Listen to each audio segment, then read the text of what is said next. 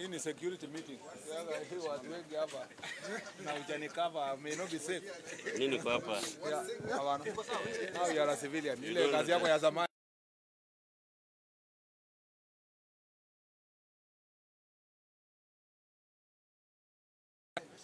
Okay. Okay. Asanteni sana.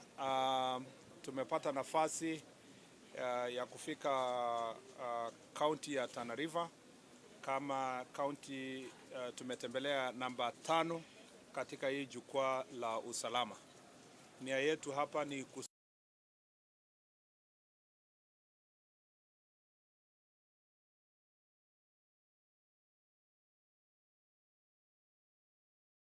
kuhakikisha kwamba tumekubaliana kwa yale mambo ambayo tunaweka kipaumbele.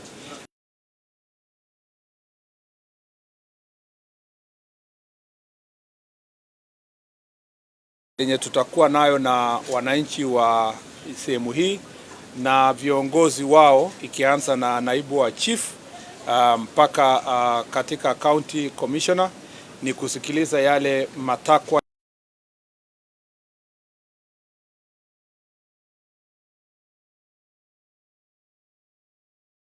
na tumeona kwamba Tana River generally iko a peaceful county.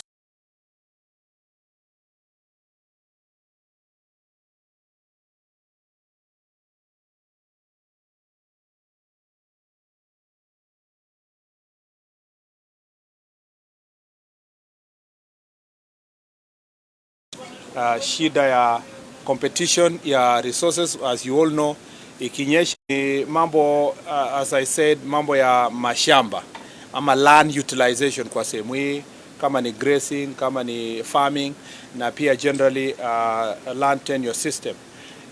Nimeambiwa pia kwamba county hii inajaribu kuweka mikakati ya kuhakikisha watu wanaishi kwa sehemu moja ndio ikuwe rahisi wapate resources ipelekwe mahali moja. Na pengine governor, wananchi wengi kwa sababu ya hali ya elimu ya hapa, wananchi wengi wanaweza kuwa hawajaelewa hiyo program ya county government. So kwa report yetu inasema inafaa tufanye public participation zaidi ndio isilete msukosuko kati ya jamii na kati ya wananchi wa sehemu hii. Noble as it may be the program, it requires also public participation. Kwa mambo ya resources, tuko na also issues ya mining, na vile mining licenses inapeanwa, na vile hizo licenses na mambo ya violation ya mining licenses inakuwa enforced namna gani. Tumekubaliana ya kwamba tangu sasa kwenda mbele tutaenda kufanya mkutano na Wizara ya Madini, na tutakubaliana kwamba protocols itafuatwa vizuri.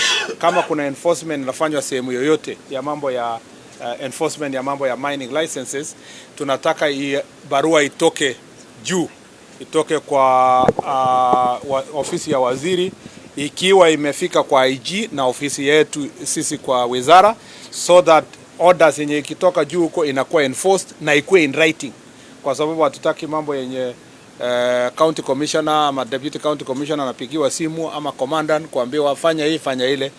Kama vile katiba inasema, tunataka mambo yetu ifanywe kwa njia inayonyooka na iwekwe katika maandishi ndio ihakikishe kwa protected, but at the same time wananchi wanakuwa protected also kwa resources ambayo inaweza kuwa exploited without clarity of a process. Ya mwisho ni kwamba tutaenda kujadiliana na viongozi pale kwa sababu ya competition ya uchaguzi, na mliona hiyo ni challenge moja huko Kilifi, challenge also kwa Lamu, na pia iko hapa kwa Tana River kwa sababu ya mashindano ya kisiasa.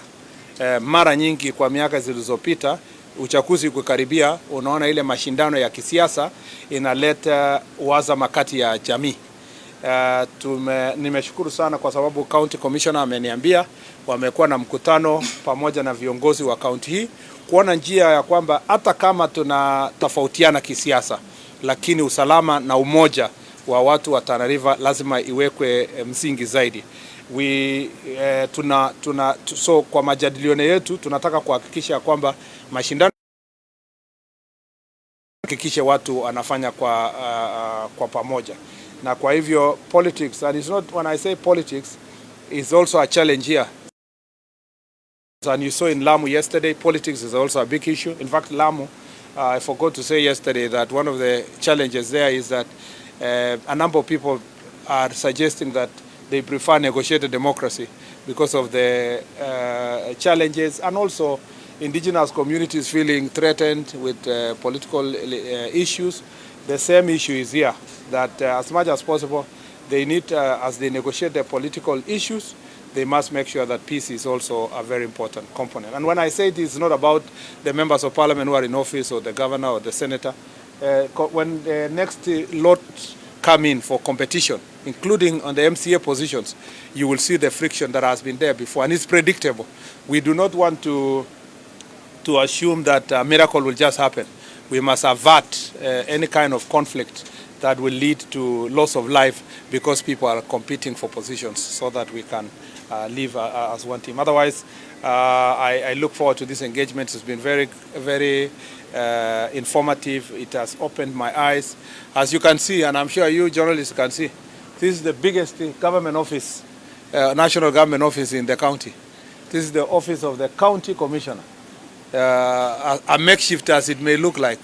Yeah, and I'm told the police. Now, if this is the office, I don't know where they live, where they sleep, how it looks like. It must be worse. So for me, being the cabinet secretary, it is important. Unfortunately, we are busy expanding our offices in Nairobi and other towns, and yet we don't have even a single office to take care of our officers here. So the welfare of our officers is extremely important for me.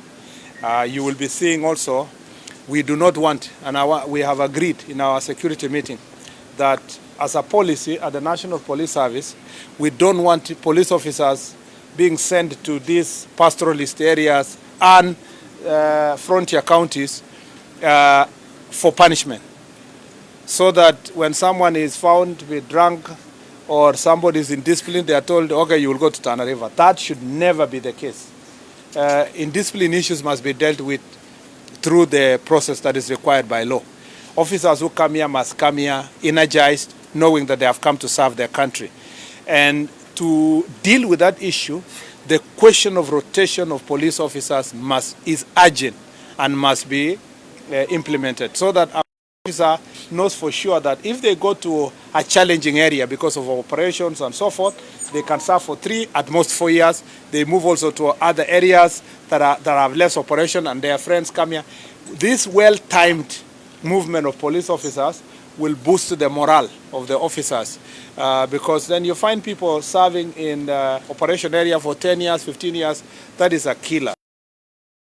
And so to deal with those welfare issues also, I'm here to make sure that when we go back to Nairobi, the operational structure of the police should respond to the protection of all these officers, including also our Ngao officers where they serve. Otherwise, that's all I can say today. Just a question before you come in. Yeah. This is on national issues. Yeah. We spoke very firmly yesterday about non-teachers being for to schools. Yeah. Clear agendas that some are being political. The Senator from Malala, the Canadian senator, says that he has been in this particular business for quite some time. And in fact, a piece he did way later in 2013, Shackles of Doom, he actually even went on social media to congratulate that piece and to condemn the banning of that particular play. So he's asking why they turn around this time. It's a very good question. If you saw my speech yesterday, I did not condemn the script, and I did not say that the script should not be aired, and I didn't even say that it should not be performed. The way I supported performance of the music festivals in 2013 is the same way I support the script that was there yesterday. I never say the script should not be aired. We are not in the business of gagging people. As I said yesterday, we support freedom of speech. The same way, I went to school. I studied government inspector, Nikolai Gogol's book. I did Kisima Chakiningi. I did, Ken Walibora's book again in Kiswahili. So this is not a new thing. We have gone through all these things for many years. So for someone to think that we are scared when criticism is leveled against the government, that's not true. What we are saying is that once you cross, just imagine, because I've seen a number of you very excited about this issue, and I find it very ridiculous. Just imagine today that every political leader, including the governor here, the senator, everybody, and uses our schools to run their political agenda for their clan, for their community, for their region, for their political party. How will our country look like?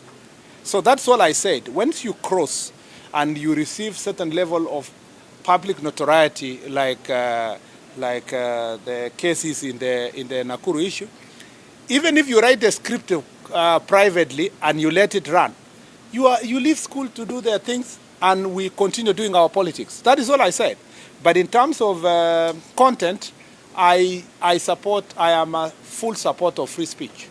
And free speech does not mean insults, does not mean ridicule, does not mean, all these kind of things. And I am confident, I am 100% confident that our teachers and our Ministry of Education has the capacity to regulate what is being aired and what's not being aired. For example, can I ask you, if today the script was coming to praise a conflict between one community to another, would you say freedom of speech should go on? Or it is promoting femicide? For example, glorifying crime. Nobody supports it, but the school has the capacity to do that. The problem is that we know in Kenya, funerals have become theaters of politics. We are working very hard to clean our funerals. You know what I did after Matungu? To bring order, because goons and whatever were being taken there. Even in our schools, we need to get politicians out of the school and the students so that you don't have a situation where young kids are running around singing, we will vote for so-and-so, we don't want so-and-so. I don't think they have reached that level. But once they are past 18, once those kids are past 18, the law takes care of also differently.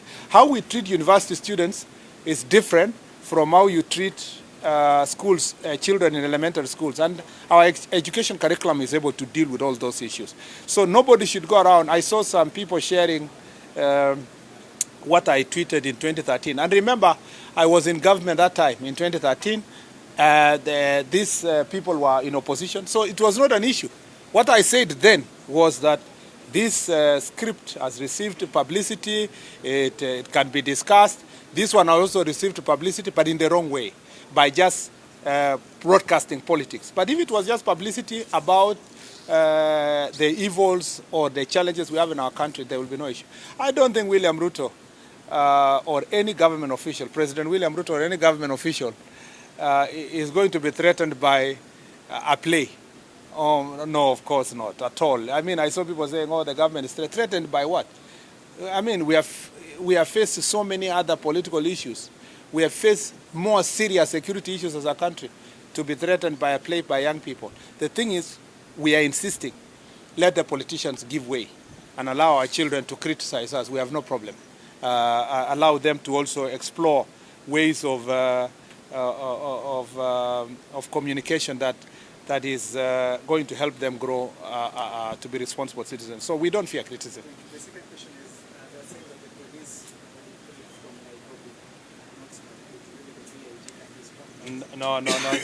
The IG has is not here for those issues. And number two is that we don't discuss operational issues about where a police officer is deployed from. It's the same thing you heard me saying here, that a police officer should be able to serve everywhere in the country. Kenya is not an enclave where there is another territory on another. Police officers should serve everywhere. We should be asking ourselves, do they do the right thing? Not where they came from. swali lingine, tuko hapa kaunti Tana mara nyingi tunakumbwa na migogoro ya kimipaka. Yeah. That's a good question. Tana peke yake. Yeah. Kumekuwa na mizozo ya kimipaka katika eneo la Tana na Kitui. Yeah. Tana Garissa na hata kaunti zingine. Labda pengine kuna mikakati gani ya serikali ambayo itahakikisha kwamba masuala kama haya hata hiyo ni swali nzuri sana. Tumekuwa na changamoto kubwa sana kwa mambo ya mambo ya mipaka. Ukienda Lamu na Garissa, hiyo shida ni kubwa sana. Hapa Tana River na Garissa na Tana River na upande wa Kitui. Ukienda Kwale wako na shida ya mipaka na Taita Taveta. Ukifika Kilifi wako na Kwale. So Mombasa peke yake ndio sikusikia wakicomplain kwamba kwa sababu ya an island kwamba wamekuwa invaded. So coast yote ni kama kwamba tuko na shida ya boundaries, na I expect hiyo itakuwa across the country, na itabidi kwamba kuna katiba inaleta njia, kuna njia mwafaka wenye tunaweza kufikiana kwa mambo ya boundaries. Na ukiona hii boundaries yote ni competition ya resources. Sometimes hata kwa hizo boundaries kungekuwa na title ingemaliza hizo shida. Lakini unaona competition zingine ni kwa sababu county governments would like to have control of their resources. Ingine ni communities. This community against the other community. So I believe in our report eventually tutapeleka official paper kwa cabinet kusema kwamba mambo ya boundaries across the country ishughulikiwe kwa njia fulani, na mwishowe tuangalie sheria katika bunge kama kuna vile tunaweza fanya pamoja ndio isaidie katika mambo ya boundaries. Na ninasema hivyo kwa sababu nikiwa Senator Mutula Kilonzo alikuwa ameleta hoja na sheria ya kujaribu kuangalia county boundaries, na tukakuwa na challenge kidogo, hatukuweza kupitisha, na mimi nilikuwa supporter moja wa hiyo mambo ya kuangalia mambo ya boundaries. Lazima tujadiliane Council of Governors. After the cabinet finishes, we need to work also with the Council of Governors and work with the National Assembly and the Senate to see that we have a legal framework that can assist us. Yeah. Tumalizia hapo, si ndio? Asanteni sana. Thank you.